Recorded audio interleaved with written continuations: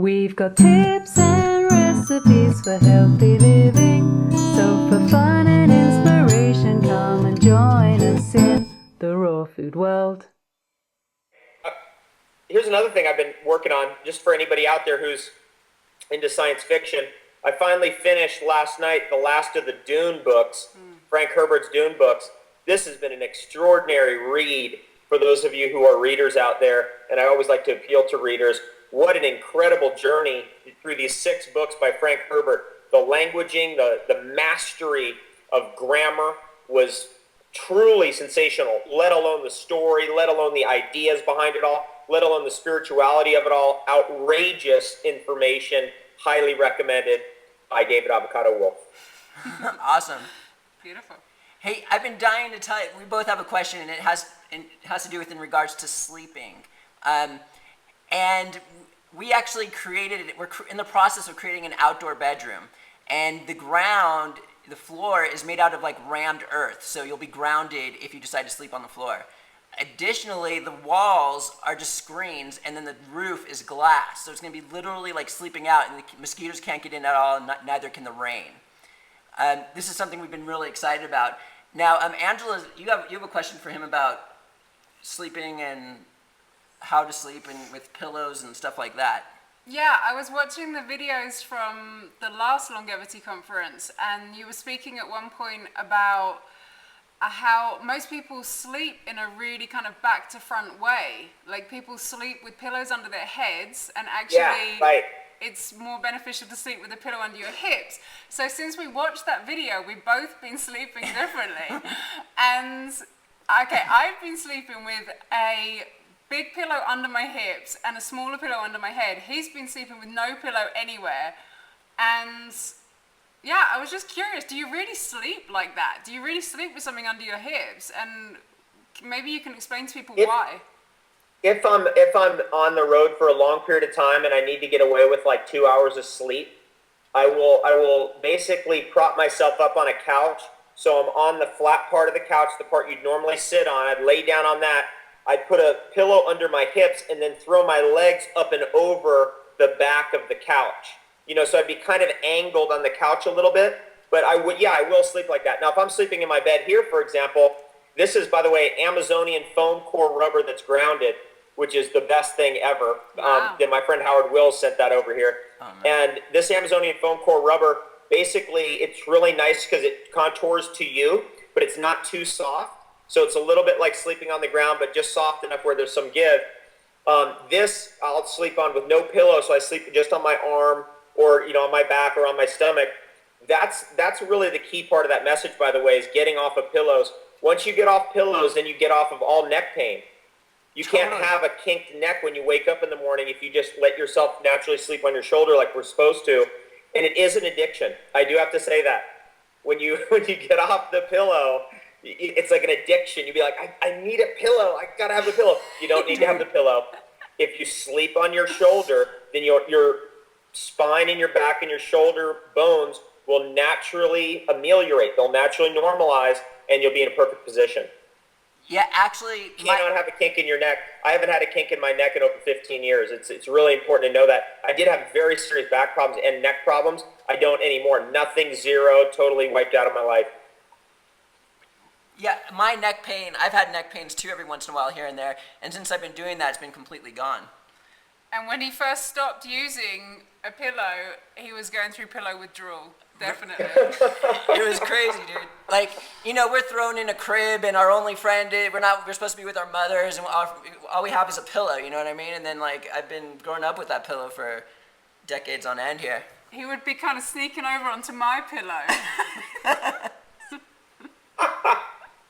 I hear you, Matt. I sympathize with you. I went through a serious pillow withdrawal. Even, months later, I'd be like, oh, I got to have a pillow. But I use pillows sometimes now because, I don't sleep on them, but I'll put them on top of me if I'm sleeping instead of using covers. I do that sometimes. I actually like, this is a little secret, I do actually like sleeping cold. I like sleeping when I'm so cold that I'm almost freezing. And I find that if I do that and I'm almost freezing, that I hardly need any sleep. Now, the reason might be because I'm so damn cold that I'm getting up in the middle of the night and can't sleep, so I'll go and do a sauna or something like that. But I do find that the colder it is, the less sleep that I need, for sure. Wow. Wow. So do you think sleeping with a pillow under your hips is just kind of bizarre? No, if you need it, it's good. It's good if you need it, because if you can get your body inverted like that, so your head's down here and your legs are up here through the night, then you de-adrenalize your system completely, which Right. seemingly is a very small amount of energy, you would think. But just to prop your head up like that when you're sleeping, as I mentioned in that video, you're adrenalizing. Your body has to pump that blood up into your brain just a little bit more than it really needs to. So you're using some adrenaline and noradrenaline. And I did the research on this for my Longevity Now program, which, by the way, I'm going to be going into this research at the Longevity Conference in September. And the research indicated that noradrenaline and adrenaline are dramatically decreased in your body when you get either horizontal or inverted. And I put that information out there. Very important information. The yogis were onto it. Cool. Yeah, I definitely found it's been easier to get up in the mornings since starting to do that. So yeah, just curious. So a lot of people are going to be traveling from all around the world to come to this longevity conference. And Angela's been concerned about the body scanning going on. Did you want to talk to him about that? Yeah, I was wondering, what do you do about that when you're traveling on planes? Because you travel so much.